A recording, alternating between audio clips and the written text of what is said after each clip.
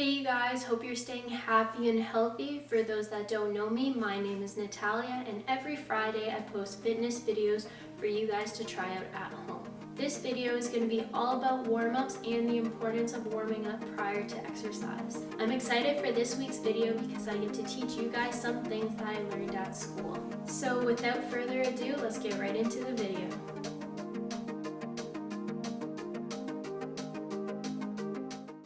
I chose this topic for this video because I have received a few questions regarding whether or not I should warm up before exercise. And the answer is absolutely yes. There are so many benefits that come out of warming up prior to exercise. However, oftentimes when I go to the gym, I see a lot of people that go lift weights before warming up. It is important to warm up prior to exercise because you want to prepare your body for what's to come. By doing so, it increases blood flow to the muscle, it decreases your risk of injury, and it also improves muscle activation. Therefore, your muscles are able to fire more powerfully and faster. Whenever I'm designing a warm-up for myself or a client, I always go by the RAMP protocol. And this is an acronym that stands for Raise, Activate, Mobilize, and Potentiate. For raise, you're going to choose any sort of exercise such as running, biking, skipping, or anything that really elevates that heart rate, gets that temperature up, and also increases blood circulation in your body. Once you have raised your body temperature and your heart rate, that is when you want to activate and mobilize your joints and your muscles. And lastly, the last letter of RAMP is P, which stands for potentiate. This means that you perform any sort of movement that is specific to the activity that you're doing. So for example, if someone is squatting, you're not going to put your full amount of weight at the very start. You're going to start with the bar and you're going to work your way up. That is an example of potentiate since the movement is specific to the activity that you are doing. So starting with raise, we need to get that heart rate up. If you don't enjoy or can't run, skip, or bike, I'm going to give you 5 exercises that you're probably familiar with and are easy to be done at home. The first exercise I'm going to demonstrate is just jogging on the spot, making sure that you move those arms as you move your feet. This is an easy way to elevate that heart rate. If you're unable to jog, you're just going to turn it into a march. So you're going to march on the spot. You're going to do this for 30 seconds. The second exercise is a high knee. So you're bringing those knees nice and high and going on the balls of your feet, being nice and light. If you can't do this, then you're just going to do a high knee march in the spot. Same thing, you're going to do this exercise for 30 seconds. The third exercise is a butt kick in the spot. So you're making sure that your heels touch your butt. If you can't do this, then you're just going to march and kicking your leg back. You're also going to do this one for 30 seconds. For the fourth exercise, it is going to be jumping jacks. So when your feet go out, your arms come up. If you're unable to do this, then you can turn it into a march, going from side to side and bringing your arms up. You're also going to do this one for 30 seconds. The last exercise that I'm going to demonstrate for the raise category are called cross-country skiers. So you're going to alternate your arms and your legs. Here's a side view. If that's too difficult, then you can just step forward and move your arms as well. You're going to do this one for 30 seconds. The 5 exercises that I've provided are just suggestions. Feel free to incorporate any other exercises that you enjoy doing and try to keep that raise category from 2 to 5 minutes. If you want to try out the 5 exercises that I gave you, choose 4 out of 5 of the exercises and do each exercise for 30 seconds, coming to a total of 2 minutes. So now moving on to the next category, which is activate and mobilize. For this category, I like to start with some dynamic stretches to increase flexibility and to increase the range of motion of my joints, as well as keeping that temperature up. Try to avoid static stretching before exercise because it has been shown in studies that it can decrease power and strength. I'm going to now demonstrate 6 of my favorite dynamic stretches. Choose at least 3 to add to your warm-up and feel free to add your own. For the first dynamic stretch, it is going to be a quad stretch. So of course, this is stretching out your quads, so the front of your legs. You're just going to grab your foot and pull your heel back, and then you're going to hold for 5 seconds and making sure that you alternate sides. Do at least 8 reps on each side. For the next dynamic stretch, it is a knee grab. So you're going to hug your knee and pull it close to your body. This is going to stretch out your glute and a little bit of your hamstring, so the back of your legs. You're going to hold for 5 seconds, just like the last exercise, and making sure that you alternate sides. Same thing, you're going to do 8 reps on each side. For the third dynamic stretch, it's going to be a cradle. So for this one, you're going to support your knee and then grab your ankle. Make sure that you don't grab your ankle with 2 hands, because then there's too much torque on your knee. So support that knee and then pull up towards your body. This is going to stretch out your glutes and your IT band. Same thing, you're going to hold for 5 seconds and then switch sides. Do at least 8 reps on each side. If you want an additional stretch, you can turn the cradle into a cradle to lateral lunge. So the lateral lunge is going to stretch out the inside of your legs, so your adductor muscles. So you're going to go into your cradle, you're going to step out, stretch out the inside of your leg, and then alternate sides. This is one of my favorite stretches to do.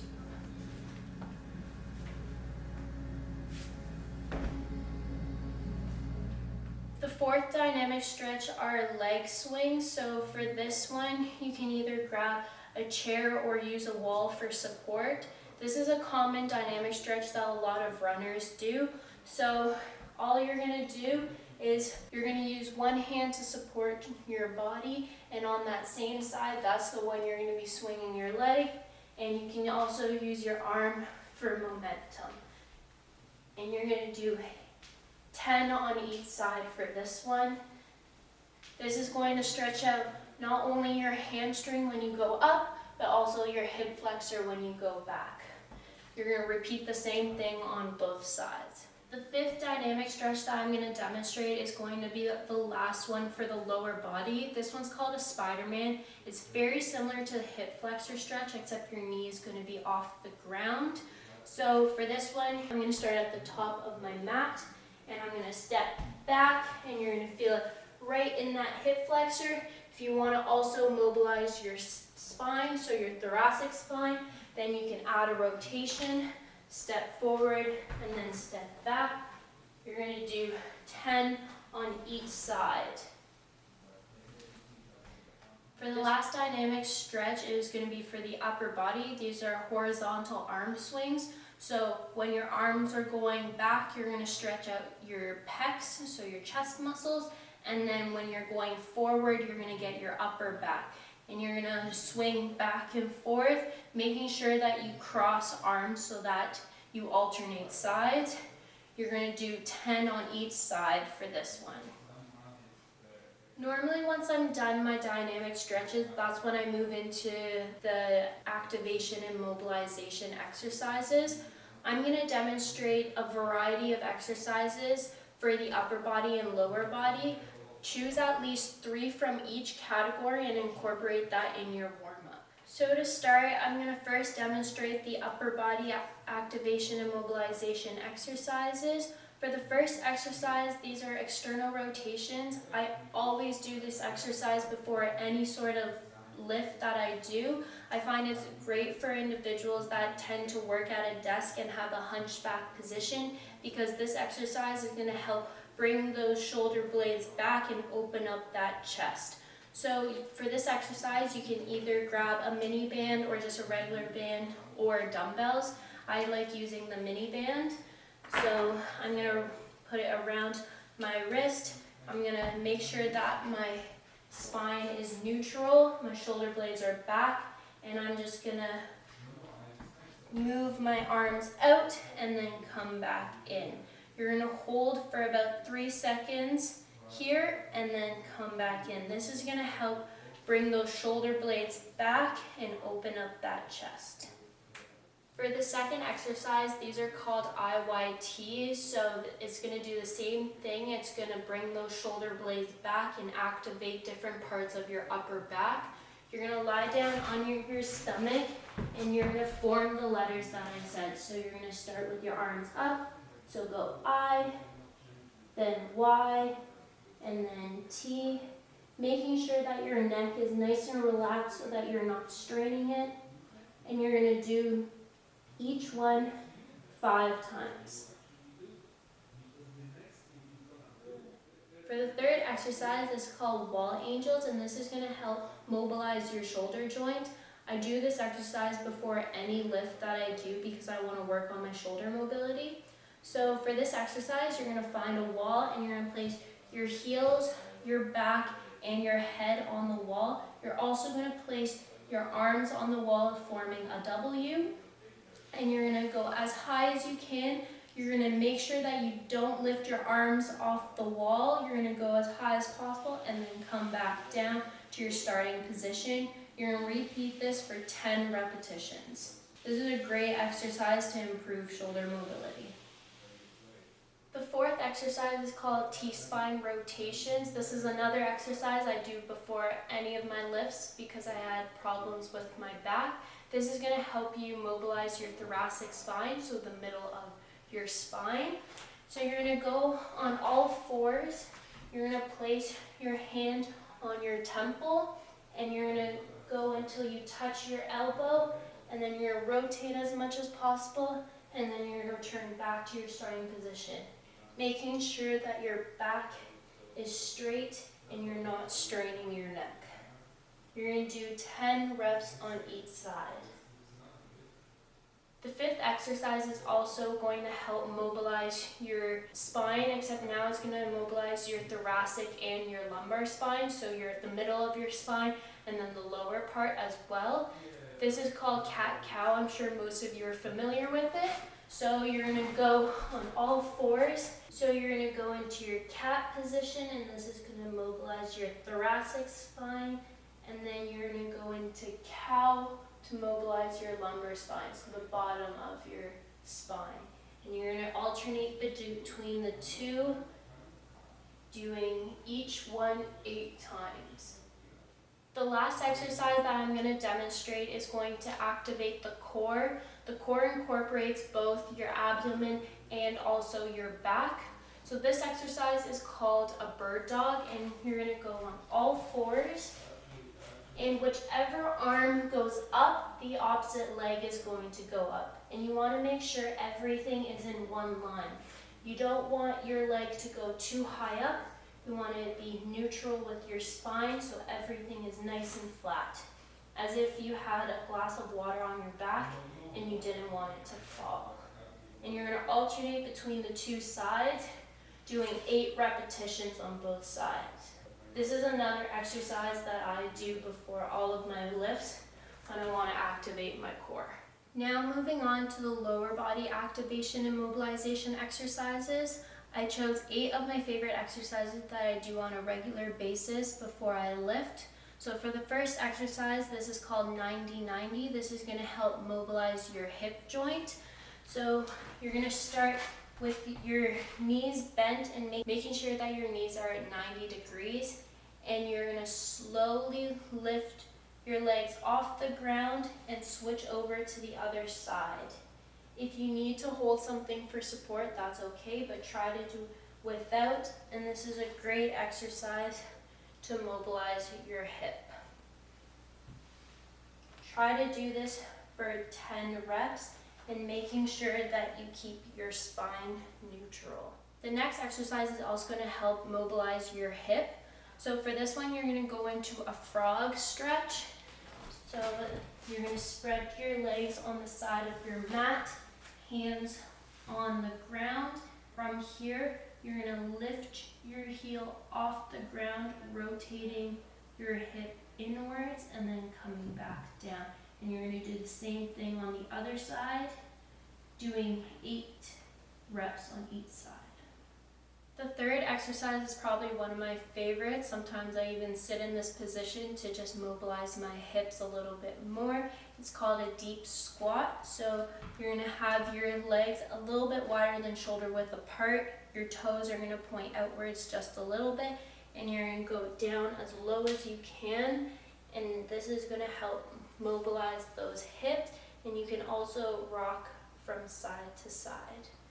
And you can hold this position for 20 seconds. So now that we've mobilized our hip joint, we're going to move on to the next exercise, which is going to activate our hip flexors. This is called hip switches. You can use a mini band if you wish, or you can just do it without a band at all. The band just adds a little bit more resistance. And you're going to lie down on your back, and from here you're going to drive your knee up, activating that hip flexor and slowly going back down and alternating sides, making sure that you do 10 reps on each side. The fifth exercise that I'm going to demonstrate is called clamshells, and this is going to activate your abductor muscle, so the muscle is just on the side of your leg. And if you have a mini band, you can grab it, and you're going to put it just above your knees, so right here, and then you're going to lie down on your side, and you're just going to move one leg, and this is going to activate just the side of your leg, and then you return back to your starting position. You're going to do 10 reps on each side. If you don't have a mini band, that's okay. You can do the same thing without it, except now you're going to have both legs straight, and then you can go out and then come back in. Same thing, doing 10 reps on each side. The next exercise has a similar concept to the last one. This one's called reverse clamshells. So this time we're going to be targeting our adductor muscles, the one on the inside of our leg. You're going to grab your mini band if you have one, but this time you're going to put it around your ankles. You're going to lie back on your side, keeping your knees together, and this time you're going to lift your heel up, hold it there for 2 seconds, and then come back down, doing 10 reps on each side. If you don't have a mini band at home, then you can grab a small ball, and you're going to place it in between your knees. You're going to lay back on your side, and you're going to squeeze that ball, and then release. And you're going to do this for 10 to 12 reps on each side, so make sure that you do the same thing on the other side. The next exercise I'm sure most of you are familiar with. It's called a glute bridge. This is another exercise that I always incorporate before my lifts, and this is going to help activate your glutes. So you're going to lie back down on your mat, hands by your side, and you're going to lift your hips up. Make sure you fully extend up the hips, squeeze those glutes at the top for 3 seconds, and then come back down, doing this for 10 reps. For the last exercise that I'm going to demonstrate is called wall ankle mobilities. Sometimes if someone has poor ankle mobility, this can be restricting their squat depth, so this is a great exercise to mobilize those ankles. So all you need is a wall, and you're going to stand about a foot away, and you're going to try to get your knee to touch that wall and then return back to the starting position. If you can't touch the wall, then you can move your foot a little bit closer and go to your full range of motion, and then return back to the starting position. Do this for 10 reps on each side. So those are all the activation and mobilization exercises that I'm going to demonstrate in this video. I've demonstrated 6 upper body exercises and 8 lower body exercises. If you have a problematic area, make sure to focus on it a little bit more. But other than that, choose at least 3 exercises from the 2 categories and incorporate that into your own warm-up. However, if your workout mainly focuses on your lower body, so you're doing a leg day, then you want to mainly focus on your lower body when you're doing activation and mobilization, and vice versa for your upper body. For the last category of the ramp protocol, it is potentiate. I'm not going to demonstrate any exercises for this particular category since it is very specific to the activity that you do. So for example, if you are doing karate, you might want to practice some kicks and punches, or if you're playing soccer, then maybe you'll pass a ball or kick a few balls in the net. Now that you know how to properly warm up and follow the ramp protocol, make sure to warm up before every exercise that you do. Don't forget to like this video and like our Facebook page at Douvris Martial Arts Orleans. Comment down below what you thought of the video and subscribe to our channel. Stay safe and have a great day.